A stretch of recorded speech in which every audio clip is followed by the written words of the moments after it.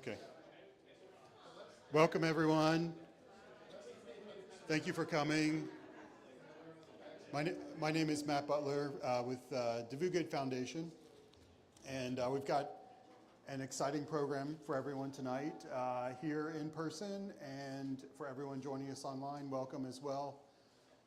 We've got plenty of food here. Help yourself, and just feel free to come and go during the presentation.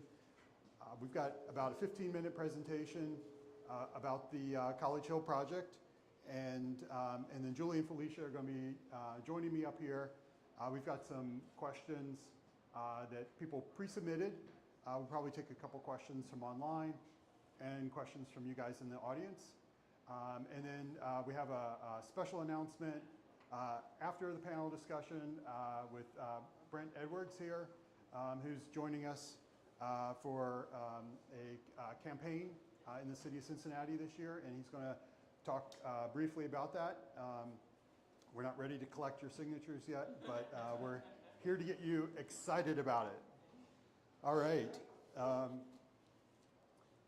So here's our presenters and panel for today, and I'm going to walk you through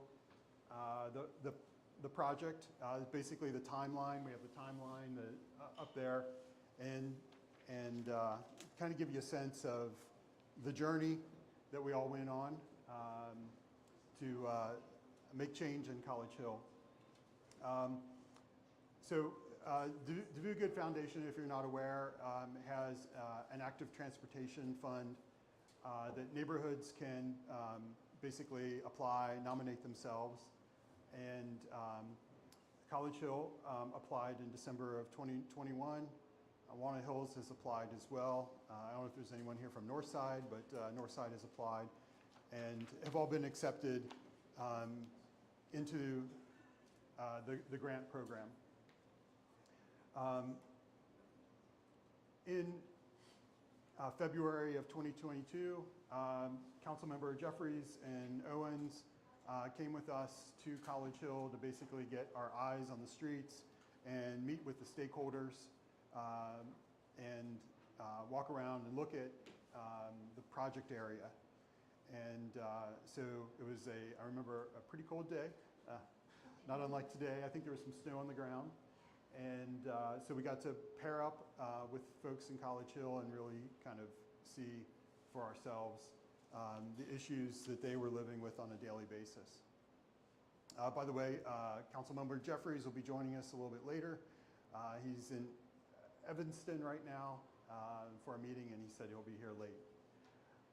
So one of the things that we always do is start to collect quantifiable data. And in March of 2022, Jody from our office worked with folks in College Hill to start deploying radar boxes. And these are little portable boxes. They're about the size of a loaf of bread that get mounted on telephone poles or street poles. And they have a radar device in them that detects the vehicle's speed and the size, and then it time and date stamps it. And so we can use that data to really kind of like tell the story about what's happening on the streets. And what we found in this graph is a little hard to see, but it's broken into quartiles, and you see the yellow line going across is the speed limit, and these are the drivers above that yellow line exceeding the speed limit all the way up to around 80 miles an hour and above. And what we saw was about 70% of the drivers were exceeding the speed limit. And quite a few of the drivers were what we would classify as driving very recklessly. So in July of 2022, after the data was collected, Jody and I did a follow-up visit with Julie and Felicia, and we sat at the library and we talked about different project areas and the areas of concern in College Hill. And we talked about ranking them and what are the priorities. And so this area up top with the blue line going across and the line above it, which is North Bend and Hamilton, north of the business district, was decided on as the area of focus for the project. And some of the reasons why were the high rate of speeding and crashes in this corridor. The community has supported traffic calming in this corridor, and the ability to tie in. There's a school, Pleasant Hill Academy, there's a library, there's a church, and there's a lot of apartments, and many of them new, so kind of a very dense corridor as far as people coming and going. September of 22, and I apologize, this was not the original rendering, or this is the original rendering that was delivered to us, and we had it changed to represent more of the neighborhood here. Somehow it's snuck into our slide deck, but basically this gives you a sense of the protected parking on the right-hand side and the bike lane, which would be used to reduce the lane size and tie the amenities of College Hill together. And then for the long drawn-out part, from September of 2022 to February of 2023, the construction plans were put in progress. And so there was an engineering company that we hired to put these together. We worked with them in conjunction with ourselves, with the community, and with Cincinnati DOTE, the Department of Transportation and Engineering, to work on plans that were acceptable to everyone. And when you're working on engineered plans, this includes everything from where does this piece of concrete go to where does this sign go, where does this sign stay, what signs get removed and not replaced, signs up on wires, right, by the light signals, all kinds of different changes, things that you and I have never thought about, they're responsible for. And when you make changes to the street, you have to take all of these things into consideration. So we learned things like, you know, when the wind blows, signs on those wires, there's actually an engineered calculation that's done to determine if the wire can hold the load, right? And the sign doesn't just like rip the wire down. So when you add more signs or bigger signs, you have to redo those calculations. So there were many revisions that happened during this time period, back and forth. But we finally got to a point where the project was put out to bid, so the engineered designs were sent out to contractors, and we waited a couple months for bids to come back. No one ever bid on the project. And so we started making phone calls to contractors. Hey, are you interested in this? Are you planning on putting a bid in? One contractor finally said, yes, we're going to put a bid in. That was A&A Safety. And they were selected, and the agreement was that they would be complete by the first day of school. And they actually started on August 11th, which I believe was right around the first day of school. But almost immediately, we were able to see the impact of this because the contractors basically reduced the lane widths immediately with yellow or orange grabber cones, the really large construction cones that you see everywhere. So the road diet was in place basically August 11th or thereabouts, even if the permanent materials weren't put into place. So we've got results here. Basically from August 11th to January 1st of this year. And Vision Zero is a focus on reducing serious injuries and deaths and also injuries secondarily, not necessarily reducing crashes. But we're really, really pleased with the results. The injuries in the same time period prior to this, so year over year, were 21. They were reduced to 5. And serious injuries and deaths, in this case there were 2 serious injuries in the prior time frame, and we've had 0. So we're really, really excited with these results. We knew that there would be an impact because this is not like the first time this has ever been done. So there's data that shows, if you do lane reductions, how much the injuries would reduce. And so we knew that there would be some reduction, but we're super happy with the results that we're seeing here. You see this cost of crashes, and you might be asking, like, okay, what is that? How is it calculated? So the federal government basically puts a value on everyone's life.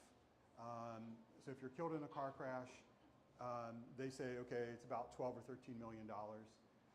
And that's, the cost of lost wages, the impact on your family, the cost of medical care, because a lot of people that are in crashes don't die right away. All of that's calculated in there. And it's a little bit less for serious injuries. For minor injuries, it's a whole lot less. And if it's just a crash and nobody's injured, it's about $13,000. You adjust that for inflation, you adjust it for cost of living. Ohio's cost of living is a little bit less than the national average. And then you add it all together, and that's the cost of crashes. So we went from 5.9 million to 1.4. So what does that mean? That means, as a society, we've all saved about $4.5 million in 5 months. And there's some savings to the city, less ambulance runs, right? There's some savings to the hospitals, insurance companies as well. And of course to the people's families that, were now not injured or killed in crashes. It's also used to justify economic investments in traffic calming. So engineers look at this and they look at the tables like, okay, if I reduce a lane, how much do I think crashes are going to go down? And there's data out there that shows that. So they can basically plug in what historical crashes cost and say, okay, we're going to reduce that by, let's say, half. And then they say, okay, but the countermeasures are going to cost this much money. So our return on investment of putting in these countermeasures is going to be, borne out over, say, 3 years. In this case, the return on investment was within the first month. So pretty significant. So what was the total cost? Engineering costs were about $50,000. This was to pay the engineers to do the designs and redo the designs. There were a lot of changes that were made, some mistakes that were made that had to be redone. And also they managed the construction, the contractor. And then we had about $425,000 in construction costs. So some of this was materials, and some of it was the labor. We also had challenges getting materials as well, and the contractors started without having all the materials. So that was kind of a big lesson learned. And we had damage to some of the project because of that. And so we had some extra costs there. So we think that probably if we had to do this project again, probably it would be about $50,000 or $75,000 less because of all the kind of the lessons that we learned, and we can apply that for the future. So some of the big lessons are, DOTE, it's their streets, they control them. I mean, we collectively, everyone owns them, but DOTE is, the gatekeeper on the streets. And they're busy, they're understaffed. And one thing that we learned is that, they can't just drop what they're doing to review a set of plans from the engineer. They need to be scheduled in advance. So it's something that we learned, okay, we need to plan that out with the engineers in the future and say, okay, DOTE engineers think they can have it done by this date. Can you give us some time in your calendar? Schedule the materials to all be on site before construction starts. Big one. We had some of this product came from Canada, and the Canadian supplier was really slow, and the contractor had never worked with them, so they didn't understand why things were taking so long. And it was all shipped via truck on pallets, and one of the pallets broke open, and the fasteners fell off, and FedEx shipped them back to Canada instead of bringing them to the contractor, and then they got stuck in customs. and so further and further delays. And if you've ever worked in like global logistics, you know cross-border shipments can be problematic. It's not like trying to get a shipment from Louisville. And so that's something that we would definitely make sure. And we met with the supplier as well. He came from Canada to look at the project. And he's like, I know how to do it. Here's my lead time. You just need to let me know for future projects so I can hit your targets. The other, I think, big lesson here, we all missed this. The city missed it. We missed it. The engineers missed it. Were to talk to the neighborhood and find out like exactly what vehicles make turns through intersections. The big miss was school buses. We were designing the intersections to be as tight as possible, and the city said, hey, a FedEx or Amazon delivery truck is what you need to design to. And so we said, great, that's fantastic, because we want to design it to the largest vehicle that goes through there. And then we found out like right away when the materials were going in that school buses couldn't make the turns. And so it's really costly and disruptive to have the contractor install materials and then have to remove the materials and put them in a different place. So that's, I think, the other big lesson that we learned here. So we've had a lot of press on this project, a lot of excitement.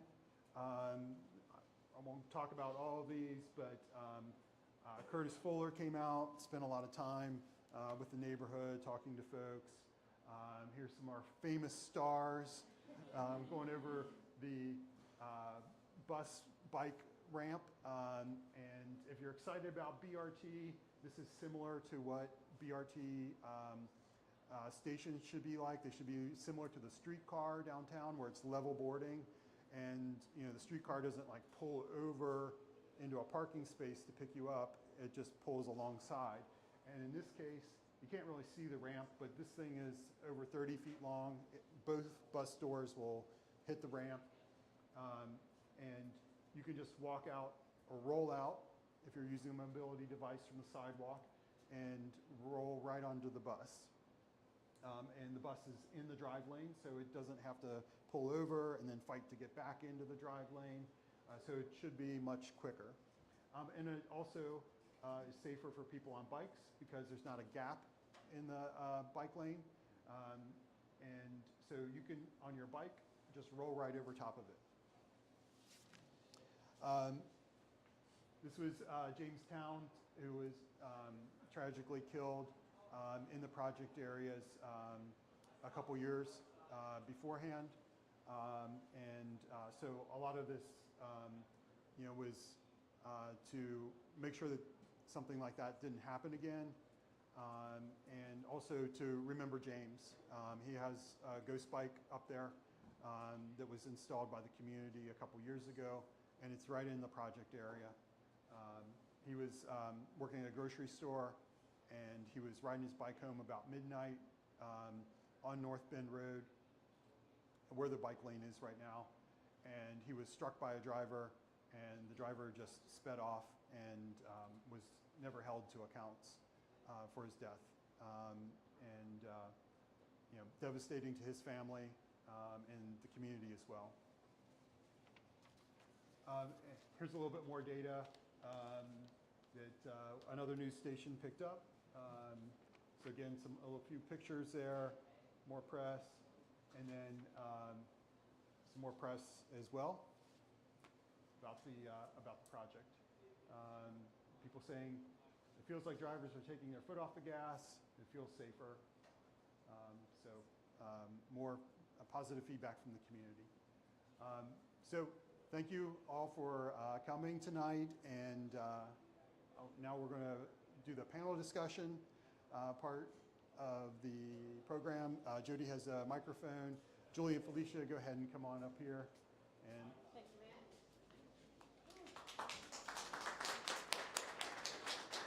Matt. a round of applause for Julie and Felicia. They were the two folks that really kicked this off here. Jody has a microphone, so if you have a question, just put your hand up. And I've got some questions from the community. If you put your question in ahead of time, we've marked some of them. We probably won't be able to get to all of them, but we'll be passing them around the microphone here. I'll do a quick introduction. Yes. Okay. Hello. My name is Julie Brown. I have lived in College Hill almost 20 years. I have been an active member in our College Hill Community Council only about 3 years. However, I have been, I would say, mildly concerned about traffic safety since before my daughter was born. So my daughter's 14. And it wasn't until around about the time that she was about to ride a bike that I realized on my small residential street in College Hill, cars were speeding. Like when I was younger, I learned how to ride a bike in the middle of my street. And I knew my daughter was not going to be able to do that on my small residential street. So I reached out to the city of Cincinnati and I say, I want speed humps on my street. And the amount of time and red tape and processes and studies and the number of no's that I received, it took me 3 years to finally get speed humps on my small residential street. So when I started hearing people in the community complain about similar things, since I was on the community council, I went to our community council executive board at the time and I said, let's see what we can ask the city for. And very similar to when I was trying to get those small speed humps on my small residential street, the community as a whole kept getting the no's and the long processes and things aren't bad enough. And that's when I applied for the Devou Good grant on behalf of our community. We applied in December. Things went fast. We applied in December. January, our community council executive board signed the Vision Zero resolution. February came out for the walk. I want to say we had a wish list by June, and before we knew it, construction engineering plans were happening. I believe one of the questions was, what was something that you learned that you would have done differently? Our community council is made up of volunteers. And we didn't have any engineers on our volunteer board. So I think one of the things that I might recommend to other neighborhoods is find the engineer in your community that can decipher these plans so that you can translate them to your community. Hi, I am Felicia Eschenor. I have lived in College Hill on North Bend Road for about 27 years. The traffic has continually gotten worse and worse over the years. And as a mom, I got more and more nervous as my kids started to drive and try to get out of my driveway. And Julie and I served on the Fairview Gibus Parent Board a million years ago together, so we knew each other. And we had been talking in the neighborhood, and she said, man, we got to do something about this traffic. And we had people all the time complaining how awful it was. Cars flipped up in the front yards, through fences, everything. And Julie's like, you know what? Why don't we try to do something? And so we started meeting every week, me and Julie, and then we dragged a couple people along that would meet with us, and we just thought, we've got ideas. Can't we do this? Couldn't we do that? And once we found like people that were actually willing to listen to us, we were like, we just want our neighborhood to be safer. So we just attempted to keep plugging away and trying and getting more people to join us and explain to them what we can do, what we can't do. I think my biggest lesson is that it's just so hard. Everything is red tape and everything's an ordeal. And it's really funny, like, you know, we have gone through, I can't even count how many meetings we've done and how many no's we've gotten, yet we still have people in our community like, well, you should have just done this. And I'm like, well, maybe if you'd come to some meetings, you'd hear we tried to do that. But yeah, like it's been hard. And if you're not willing to put the work in, then you really don't get to say you should have done, right? Yeah. You should have shown up. And I think that's kind of been our biggest like painful learn on this is people don't have the same values and empathy that we have. Like to us, We want our kids to be able to walk down the road and not get run over. And I've had people in my neighborhood say, well, it's not fair that I have to stop and wait for a pedestrian to cross in the crosswalk. Okay, sir, but that's a bit entitled, don't you think? Crosswalks are for pedestrians. So, you know, we just have to kind of laugh it off and like, man, if that's the worst thing that's happening to you today, you got a pretty good life, because people are getting hit and killed. And I don't know if you guys have noticed, but the news over the last 2 weeks have been at least 5 pedestrians killed around the Cincinnati area. Hyde Park, downtown, Westwood, they're all over the place. So we had to figure out something to try and make our neighborhood safer. Well, you guys are my heroes. No. You are No, because you said it, you have to show up, right? And you have to be persistent, and you can't take no for an answer. Yeah. And I think that that's what we see in so much of our work is people are upset about this all across the city, and but it's only a few people that actually follow through, and you're the kind of folks that we need, because we can't just go to a neighborhood and make a change, right? And so anyway, that's so to some questions here. Let's see, we've got one from Matt Corbett, because I know he's in the audience. Is it important for neighborhoods to form a united voice when advocating for each other's collective pedestrian safety needs, and if so, why? So I'm going to do a pretty strong plug for community councils. If you are not currently a member or even on an email list of your community council, do it now. That is the united front that the city will listen to above any individual voice. And had I known that when I was trying to get those speed cushions on my small residential street so I can teach my daughter how to ride a bike, it may not have taken me 3 years. So I think, yes, it is important to form a united front. I don't think the united front has to originate in the community council, because the traffic and pedestrian safety group didn't originate there.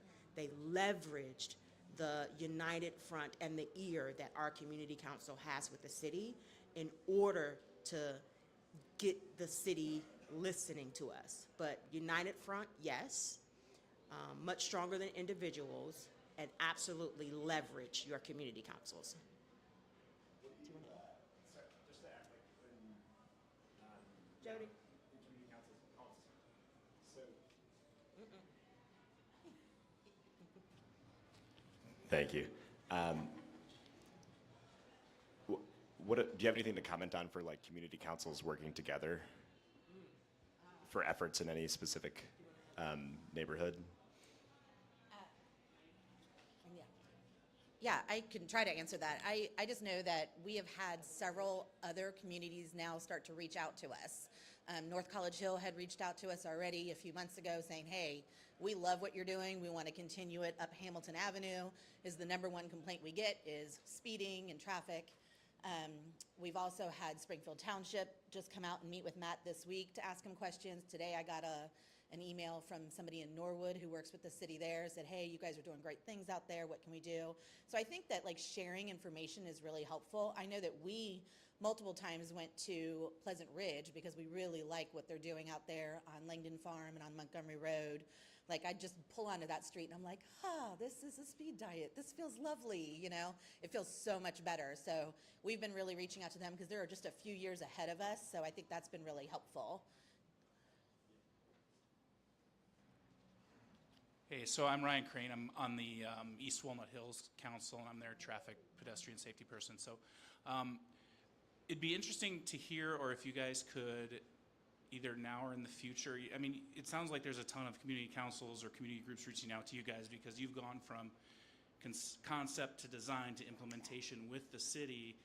Like if you could, look back on that and say, like, this is the process, knowing what we know now, this is the process we should have done from the start, and say, do this, then this, then this, then this, so that everybody's not like reinventing the wheel. Right. And obviously like getting the community councils involved and everything is important, but it's like who's, like obviously Devou Good is important in this, but what's this like process to do this from, you know, concept to design to implementation in the most efficient way? Because I mean, there's hot spots and trouble areas all over the city, and you guys have done a great job of implementing things through the whole thing. So like looking back on it, how can you like disseminate that information in a systematic way to get everybody moving along on this sort of stuff? Yeah, so thanks for that question. Is it Ryan? Thank you for that question, Ryan. We were learning as we went along. We didn't start with, we want a road diet. We started with, we need more speed limit signs on the street. Nobody knows that it's 25 miles an hour from here to there. And from us meeting weekly, literally, we met every week on Zoom for a year and a half before we applied for this grant. So we learned as we went along. We would make little small, we call them small victories that made big impact. Requesting a stop sign on a city of Cincinnati street requires a traffic study. We originally asked for a traffic light before this, right? So we were learning as we went along, and I feel like that was part of the journey. I think if someone would have gave us a list and said, follow this process, we wouldn't have learned. Felicia wouldn't made the connection that, hey, I didn't ask for those stop signs. Greg Landsman asked, you know what, my kid just volunteered for him, let me call him up, right? So I think there are probably principles that I would advise people to follow. One of those principles being, don't be afraid to hear the word no. Ask again. Understand why it's no. And then find the yes.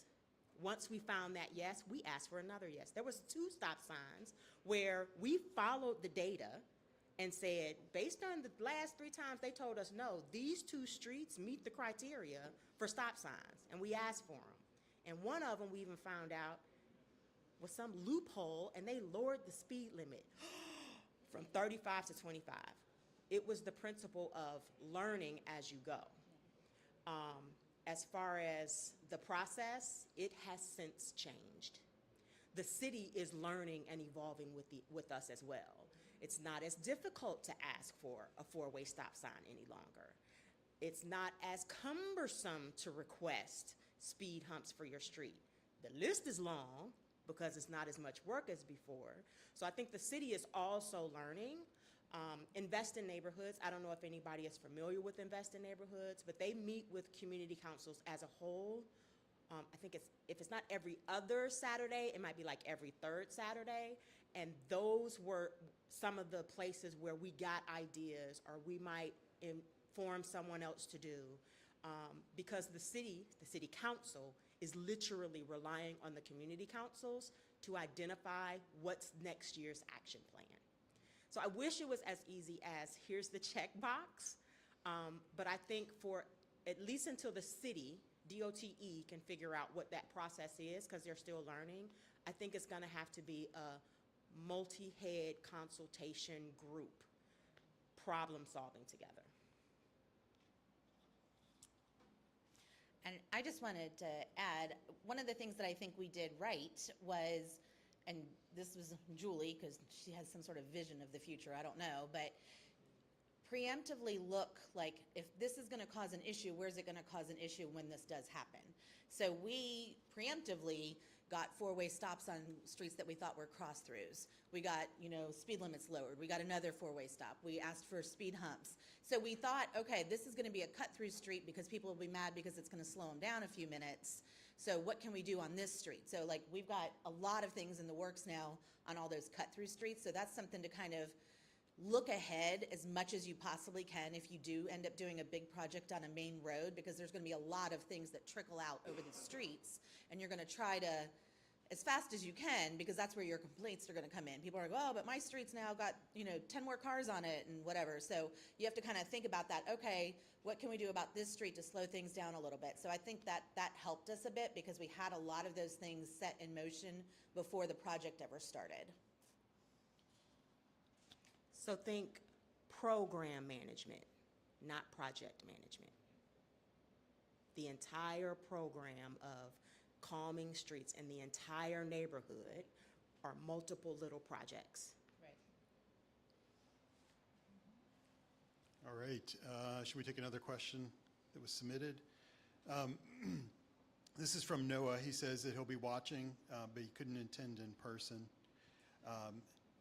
Hey there, Noah. And it's a similar question to Matt's, maybe a little bit of nuance. What beginning steps can individuals do in other communities to begin the process of change? And then he's questioning tactical urbanism, DIY community fixes, contacting road agency, city council, or a mix of all.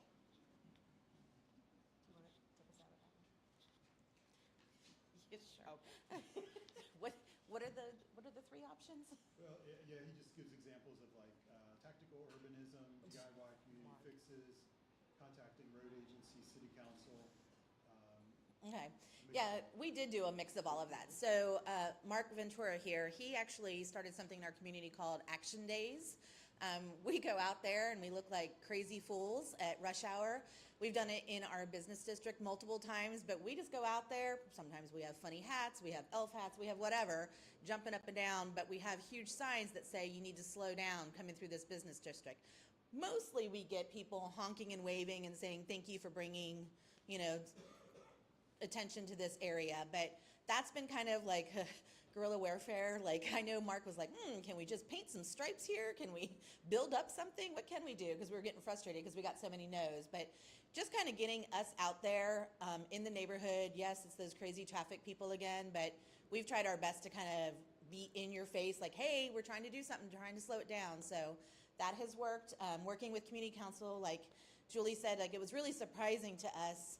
Like we had all this data, all this information, and our actual forum didn't have all of that. And so once we combined efforts with them and they understood what we were doing, they're like, oh my gosh, we're 100% behind you. And then once they were behind us and the president was behind us, then when city council came and asked a question, it was like, oh yeah, their neighborhood community is with them. So you kind of have to build some allies with your community council and make sure that they understand what you're trying to do, that kind of thing. Yeah. Hopefully that answers some of it. I would absolutely say it's a mix of all. Yeah. I think our community was lucky in that we have a lot of volunteers in our community.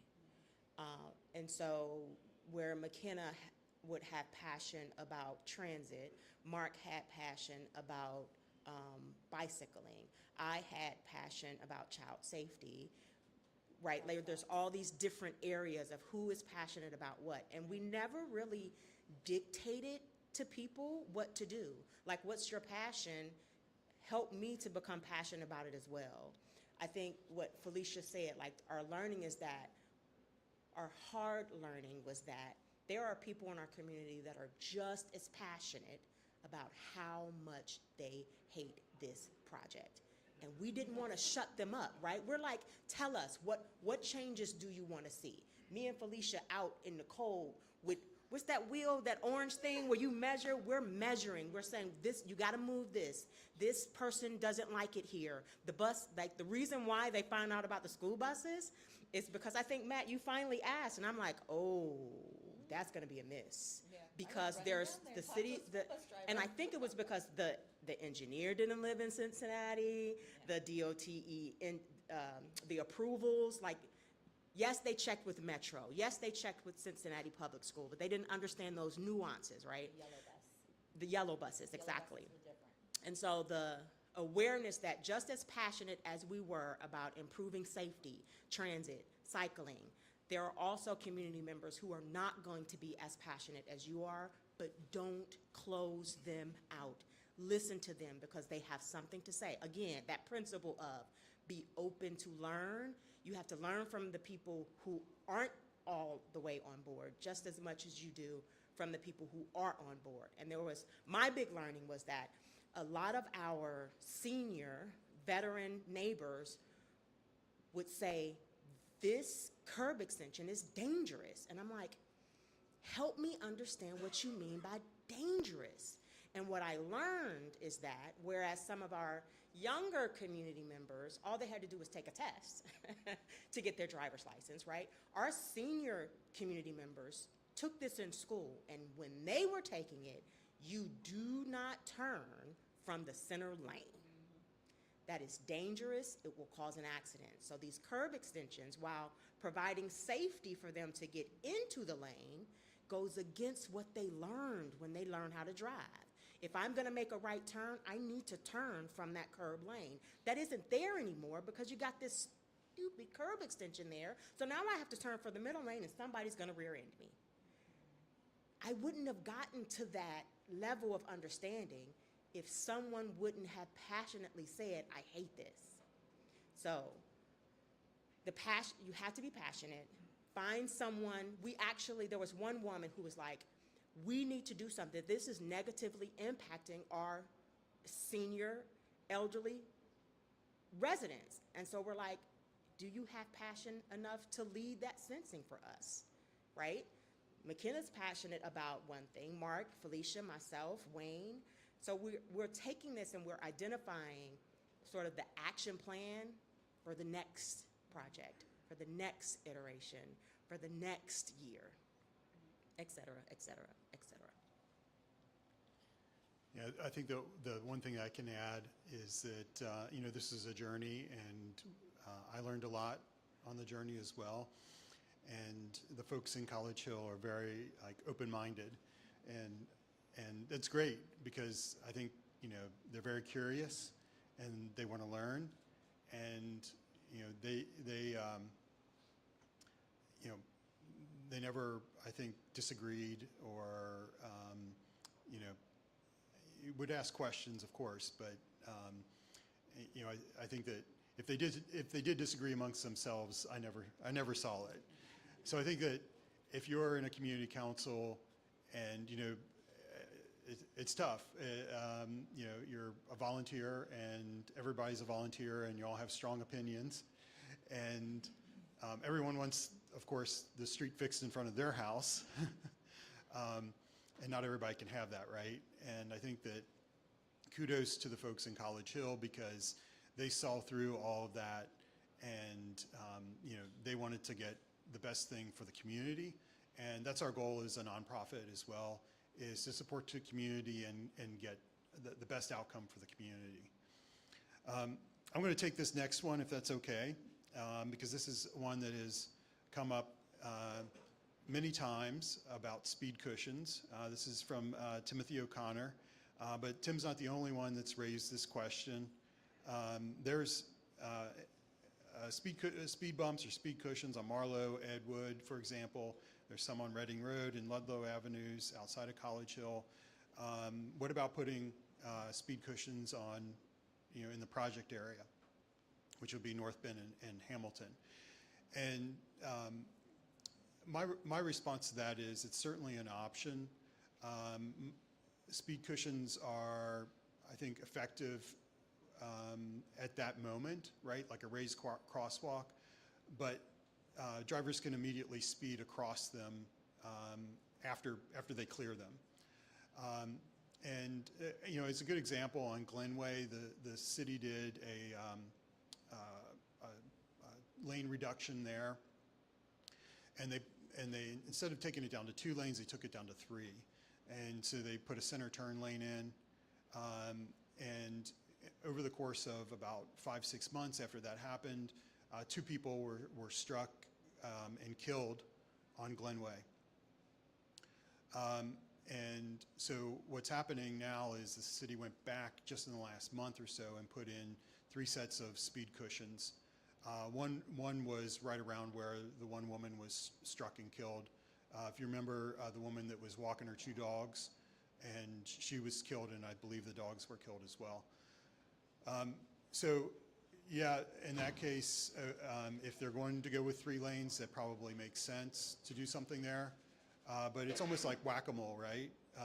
Because if you're just hitting like the hot spots, then you have to put these speed cushions everywhere. For what we call an interim project like this, it's not really feasible because the city's basically cutting the asphalt, digging down, and pouring concrete. and they're pretty expensive. I know that the prices, we've been quoted many different prices, but somewhere around like $90,000 for one speed cushion. And when you're talking about a project area that's a couple miles long like this one, you're talking about dozens of speed cushions. And so what you end up with, I think, as a driver is a pretty terrible experience. And from a safety perspective, it's really kind of like, only in those certain areas. So my opinion is that they belong on the side streets because they prevent more cut-throughs, and you're not really going to do like lane reductions on side streets anyway.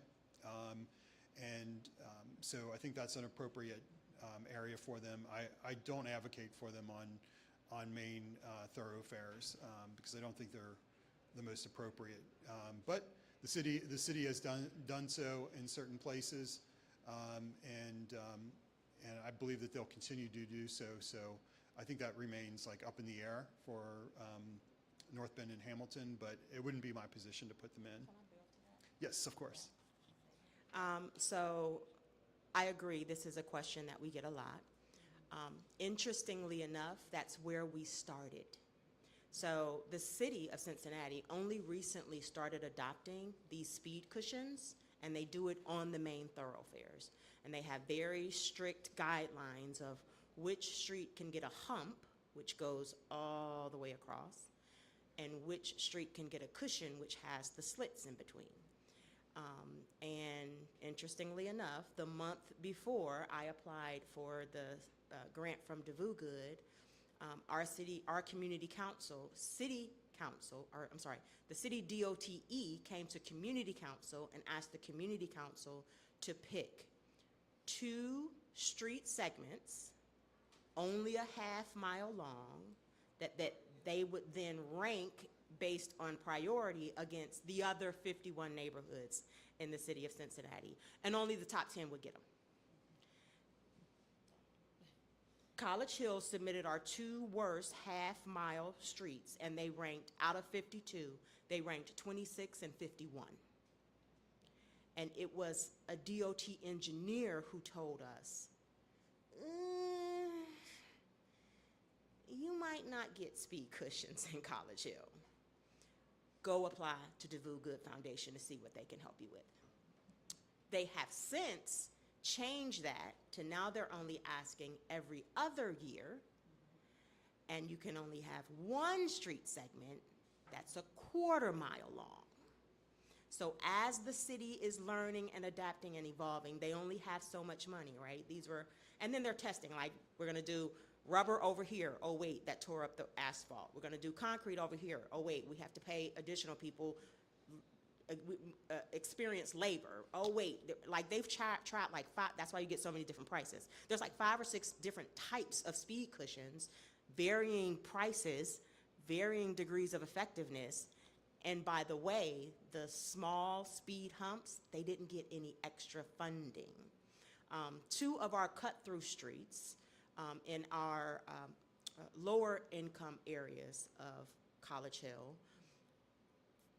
they don't feel like their voices are being heard because they're like, we asked for these and they told us no. We asked for these and they told us no. But it was the distinction of, those rules, which street can get a hump, which street can get a cushion.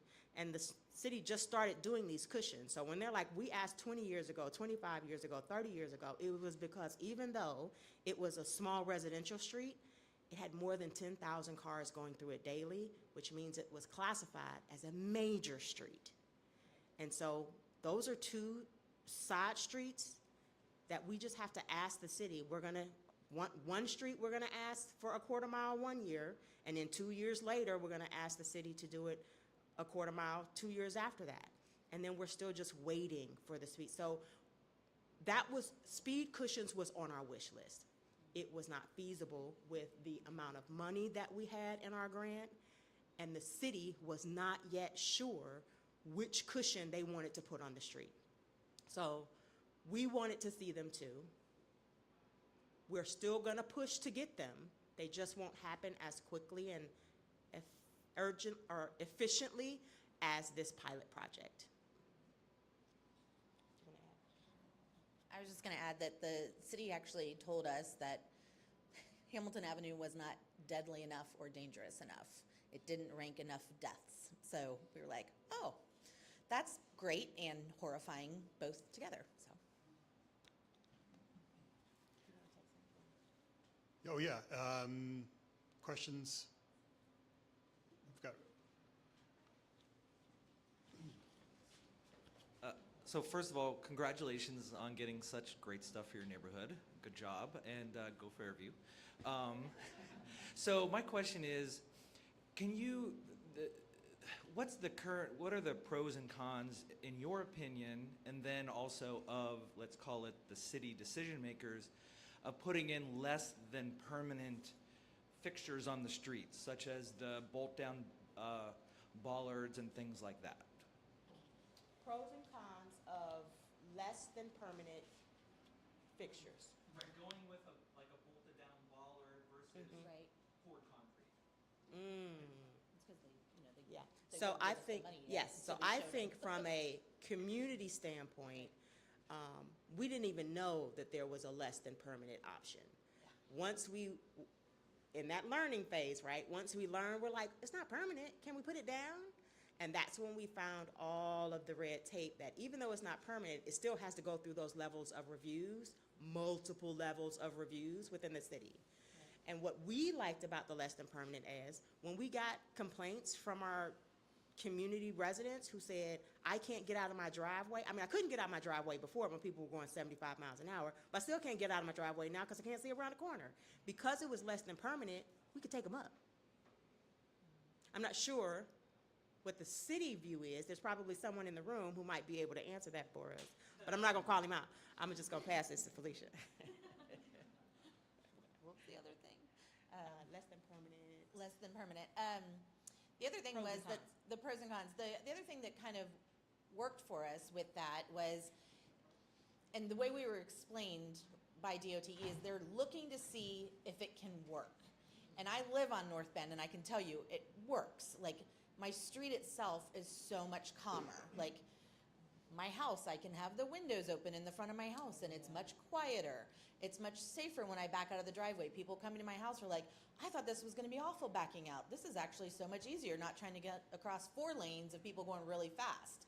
So I think that it's been nice because we can kind of see, like, it does work.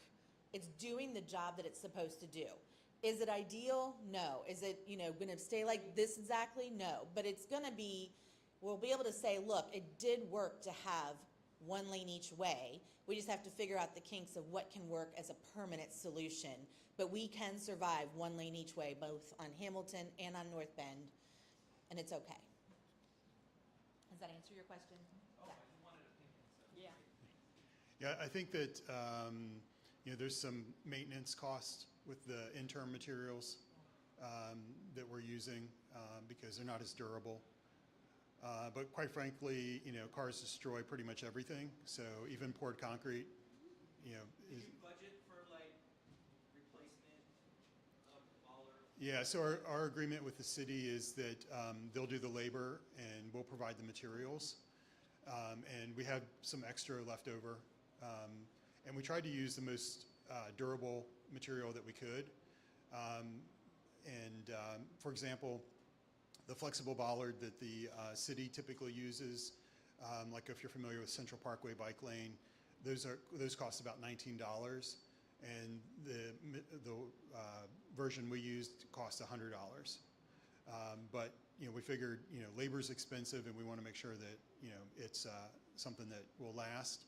It's also a lot easier to maintain them because they just have a couple pins and the post pulls out, where the city versions, you basically have to, they shatter and you have to replace the whole thing.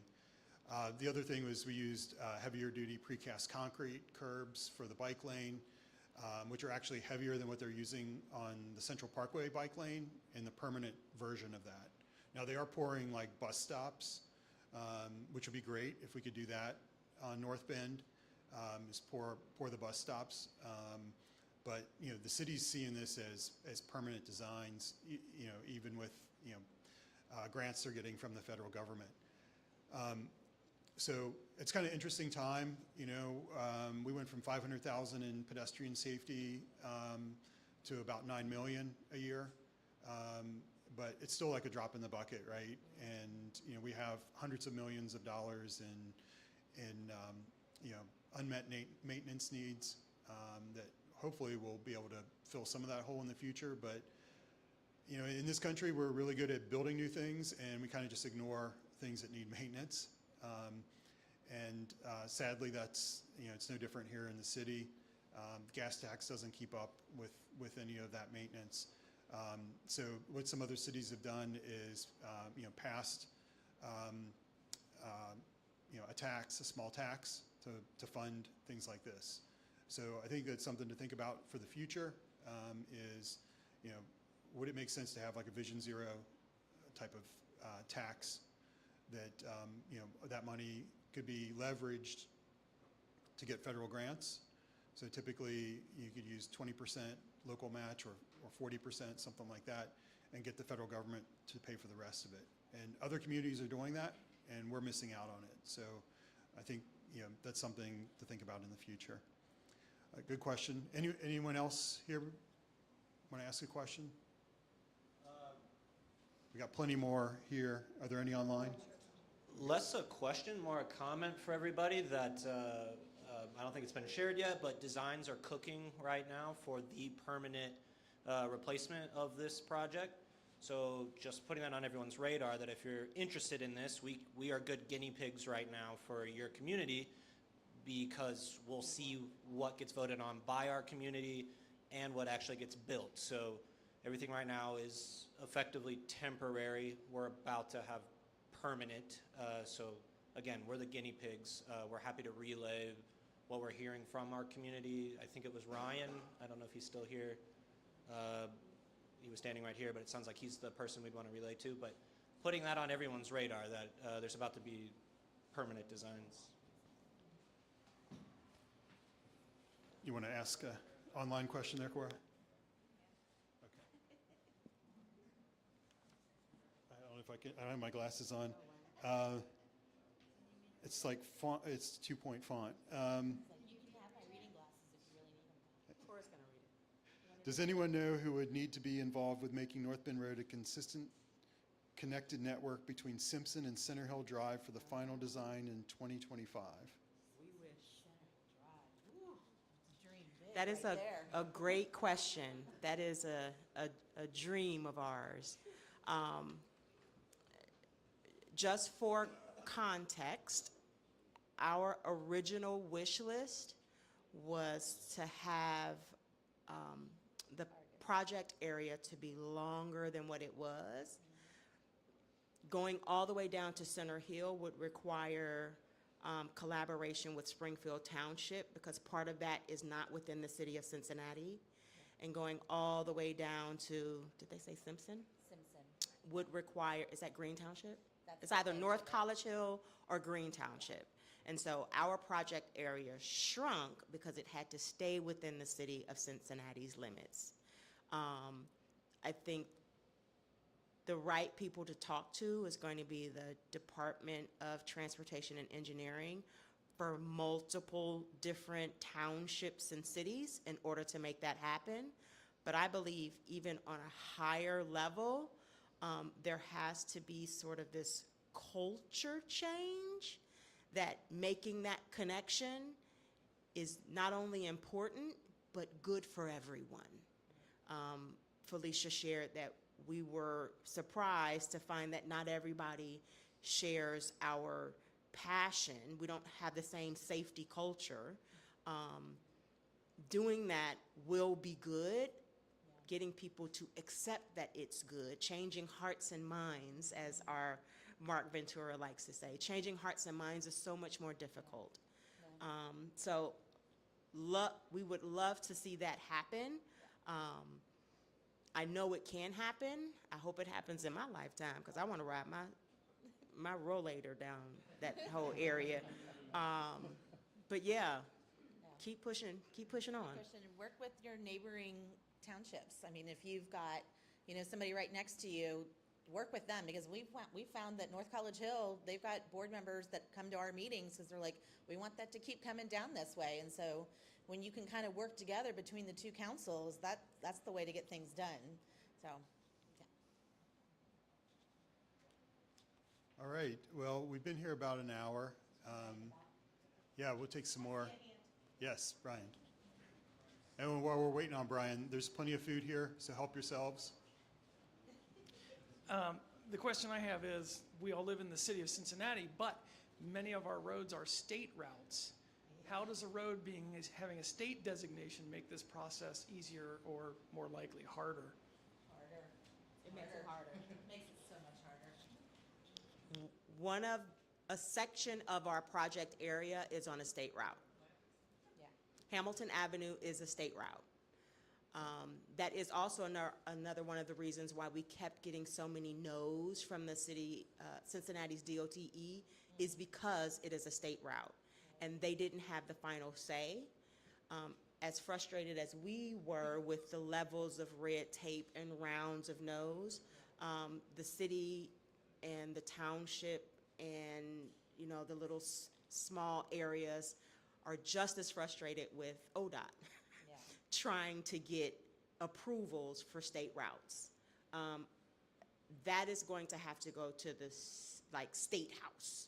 Like that's going to be like some major safety lobbying with the Ohio State House to change that culture. Yeah. And this is only within our short, how long we've been at this now? 2.5 years? Yeah. That's our understanding. I was just gonna say, probably like a big key thing is to definitely, I have to give a plug to DOTE because they're kind of the villain, but they're not the villain. Like they are so gracious and so helpful to us. And how many times we called poor Mel McVeigh, God love her. I'm like, hey Mel, me again. But you know, we go to them because they're the urban planners, they're the engineers, they're the experts. But if you can, fighting with them is not going to help you. When they say no, I'm like, well, that's a bummer. Okay, what else can we try? And that's usually what I try to do with her on everything. Like I just tried to get something on Groesbeck Road. She looked into it for me. She's like, yeah, that's not going to happen like I thought it was. I'm really sorry. And I'm like, okay, so now what do I try? So I think that building those relationships and just being kind to them and realizing that they're also very overwhelmed and they're also rather short-staffed. I work in the co-op office at UC, and she's coming to me for co-ops all the time. I'm begging students. I'm like, civil engineers, I need your help, please. So, you know, we're trying to help them as much as we can because we know that they're drowning as well. So try to build those nice relationships. Being kind gets you a lot further than being hateful and complaining. That's my tidbit for the day. Bees and butterflies. Bees and butterflies. Yes. With that note, I think we have one more online. All right. I'll read it. I got the last one.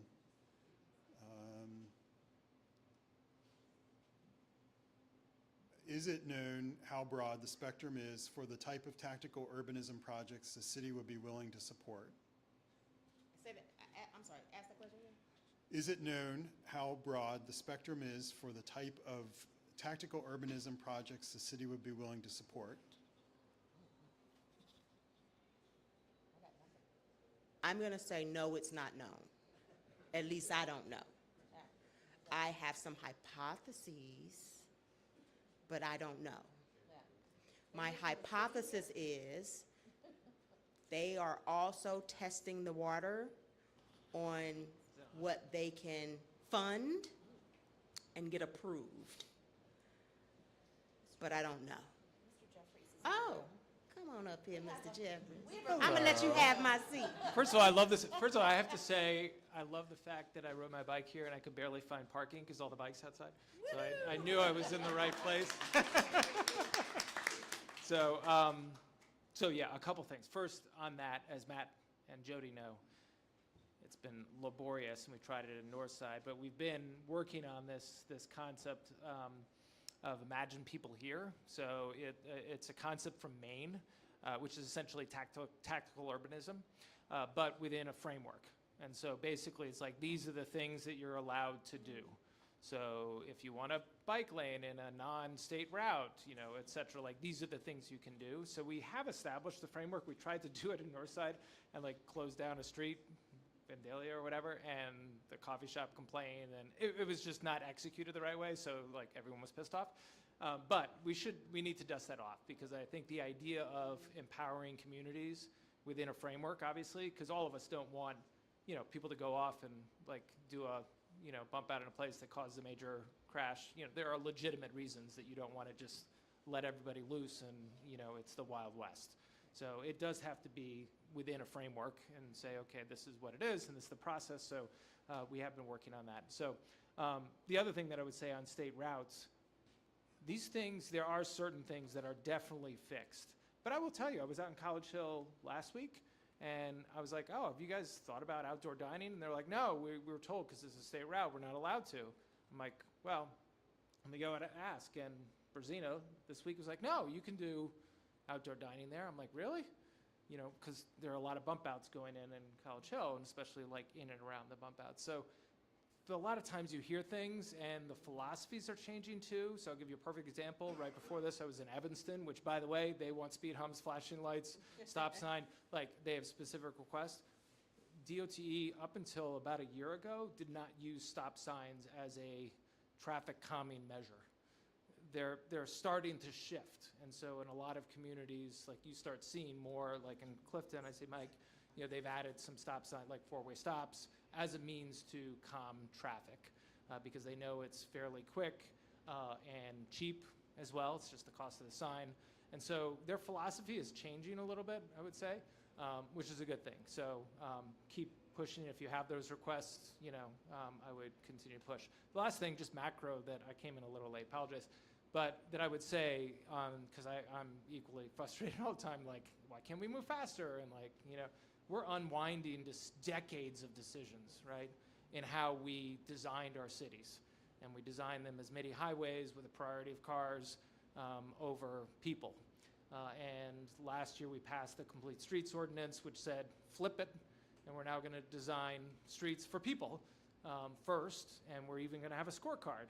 And every time you repave a street, you have to like check the boxes. Did you consider this? Every street may not merit having something, right? I live on a small street in Clifton. It would be stupid to have a bike. Barely any cars come down, right? So it's just a framework, but then they have to justify. Like, okay, why didn't you do that? So I think where the framework is there going forward, so every time we're repaving streets, we're designing them. We're not just doing what we did before. We have to think, well, how do we put people first? And so I just think decades from now, this city is going to, even 10 years from now, the city's going to look a lot different. I mean, the amount of federal dollars we've applied for, Gilbert Avenue, Lynn Street to State, 8th Street Viaduct, Harrison, like massive amount of federal investment, and there's more coming, huge amount. I think the city will look a lot different and be more focused on people and streets where they're friendly to people and where people want to hang out and linger, which results in stronger neighborhoods. So thank you for organizing this forum. Sorry I was late. But thank you, really Mark, for appreciate it. everything that you've done. Yeah, thank you. I want to add something. Mark, you mentioned like there's decades long of, for decades we couldn't get a stop sign. And we have a community resident, and he would always say, I remember, his name is Jim Bodmer, for people who are in the room who know, from College Hill. I remember when we've been asking for a stop sign on Harbison for 3 decades, 4 decades, 5 decades. He was like, the city sent me a letter, and I asked him, if you ever find that letter, please send me a photo of it. And he sent me a photo of it. It's dated October 1st, 1969. Harbison Avenue carries a minor volume of bypass traffic, blah, blah, blah, blah, blah. At the intersection of Cary and Harbison, there are less than blah, blah, blah, blah, blah. The primary concern of the resident appears to be speeds on Harbison Avenue. The use of stop signs in controlling vehicular speeds is not approved. October 1st, 1969. Can we add to that and say what Jim did? Oh, I don't want to do that. You don't want to do that? Well, let's just say Jim took things in his own hands and He got his hand slapped a little bit by the police for doing some things, but he tried back in the 60s to get that stop sign, and we finally got it. That's a 60s radicalism. I would actually mention one other thing on this issue, because I think this is important. So to the state route, we're agree. Our hands are tied. But last year, and I have to give credit to my staff, Gio and Declan, they were reading through the Ohio Revised Code, and they're like, hold on a second. If we don't classify a road as a through highway, then we can reclaim it as a city road and not a state route, but a state road.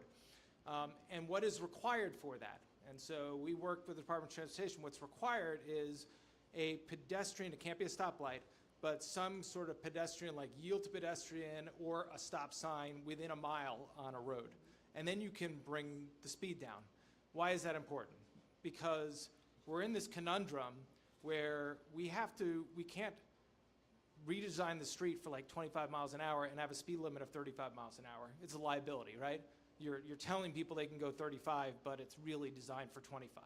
So then you're like, okay, then what's the right sequence? I think the right sequence is design it for, bring the speed limit down, and then design it for, redo the design to make it for 25.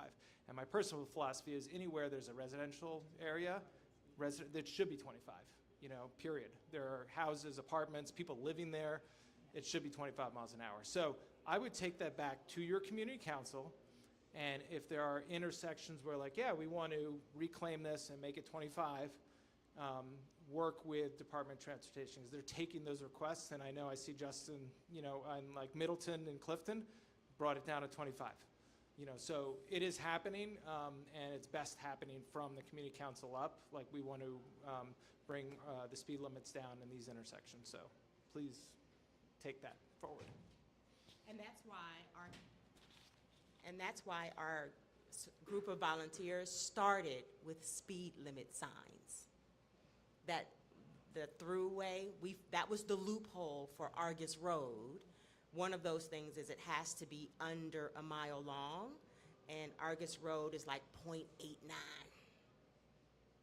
Still meets the criteria. They lowered it to 25 miles an hour. All right. Yes. Our engineer here is here.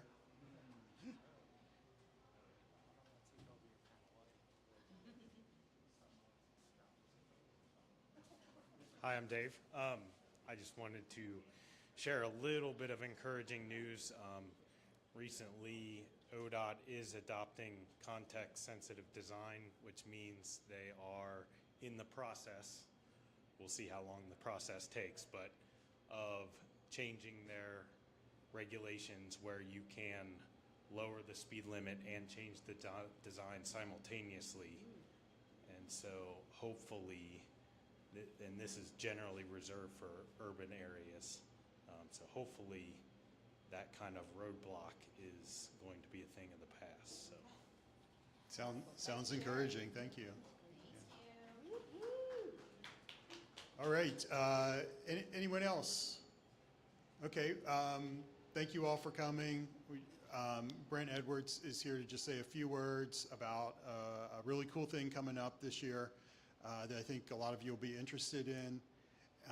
And then please stick around, finish the food. We'll be here. So if you want to chat, talk about anything, Julie and Felicia will stick around hopefully for a few minutes, and you can talk to them.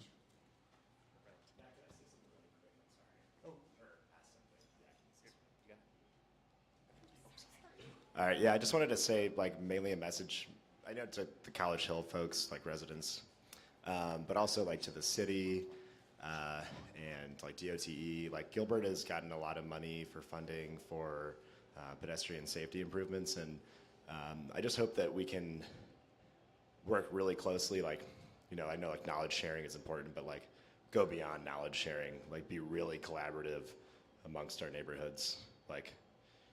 And like almost like treat it as like a both of our responsibilities to like help the other. So yeah, and like from the perspective of the city too, like not just like the neighborhoods working together, but like using lessons that the city learned from College Hill or Devou. So yeah, that's all. Yeah, and we can help facilitate that. We have a Slack channel. If you haven't used Slack, it's just like instant messaging. or our text messaging. Just let us know. We have like a Vision Zero channel that some folks in the community are in, and we can stick all of you in there together, and that way you can message and share information, and then you can also talk offline as well.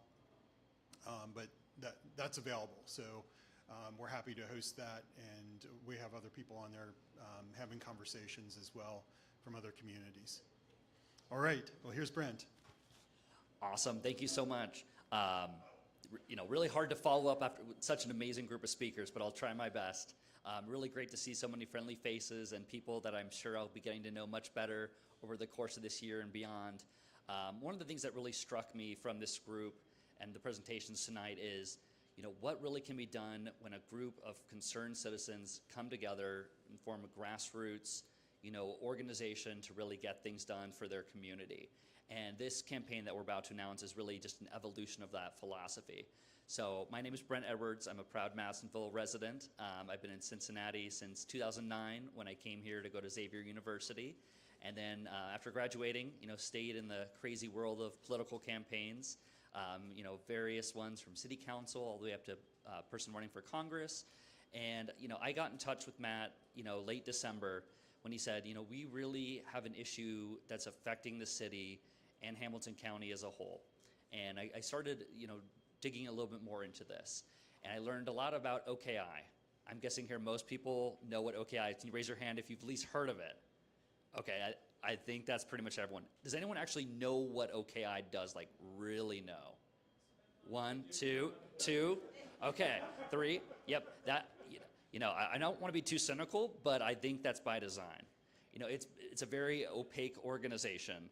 It stands for Ohio, Kentucky, Indiana, and it's a tri-state organizations of governments that come together for local issues. But specifically for this, they have what's known as an MPO, a municipal planning organization, that helps direct federal funds into local transit, roads, bike lanes, all sorts of things like that. But one of the issues that we saw is that in an attempt to give representation to small communities, basically one of the bylaws is that every community, if they have at least 15,000 people, gets 1 vote. And just due to sort of the makeup of the counties that represent the organization, OKI, Indiana and Kentucky have a lot more of those tiny towns. And so proportionally, they get, even though they don't have very many people, not a lot of transit, not a lot of people coming in and out, they have a disproportionate amount of voting power when it comes to where these funds are located. And so what essentially happens is that Cincinnati and Hamilton County are not getting what we feel is the fair share of these funds and these voting power on these crucial federal projects.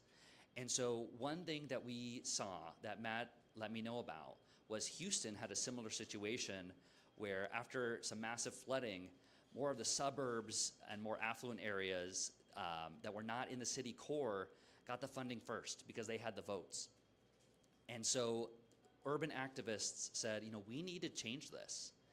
They put together a ballot initiative to make sure that Houston would only participate in their MPO if there was proportional voting. Because due to federal law, the biggest city in the MPO has to be a part of it. And if they pull out, the MPO dissolves and has to be refunded. And that could be a years-long, process with a lot of litigation. A lot of crucial projects would get delayed. It would be really harmful. So OKI does not want, Cincinnati to pull out. But right now, there's really not been a huge wellspring of effort in trying to, change the rules. But what we're launching, which we're dubbing Fair Share for Cincy, is we are going to be collecting signatures. We need 8,787. That's a lot higher than it was in the past because we had a really great turnout for issue 1 last November to put this issue up for a vote to enshrine it in the Cincinnati charter that there has to be proportional voting, otherwise Cincinnati will pull out within 60 days. So we are leveraging my experience in campaigns and specifically working with paid door knocking, paid signature gathering. We're going to be hiring a large group of folks, paying them a living wage starting at $20 an hour with potential for promotion and growth. really starting in March and going all throughout the summer to collect these signatures to get this on the ballot. But it's not just going to be these paid folks. Really, the heartbeat of this is going to be all the activists like you all in the room who brave the cold. You know, some people even biking here. I commend you. I Ubered here.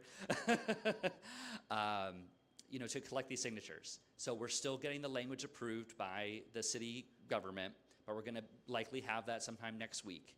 And then we're going to hit the ground running. We're going to have opportunities for you all to sign, for you to take a signature sheet or two and collect them from your friends and neighbors. The only qualifications you need to collect signatures, you need to be a registered voter in the city of Cincinnati. So if you're in Kentucky or Norwood or Anderson Township, unfortunately you won't be able to collect signatures or to sign it. But if you're registered in Cincinnati, you can. And we are really going to be focusing the first 3 months of this year on these volunteer signature collections before we bring on the paid folks. So we're going to be reaching out with our email list, specifically with more events about how to get involved. We're going to be having house parties. We're going to be having honkin' waves. We're going to be having days of action. It's really going to be like any type of campaign you've seen, but not for a person. You know, it's going to be for our community. So would love to hear, you know, any questions. And if you don't want to ask in front of the crowd, I'll be here for a while too. Yeah, so we're really excited to have you all on board.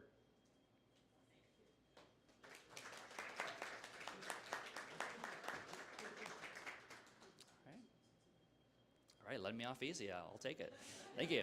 All right, thanks everyone for coming. Please stick around.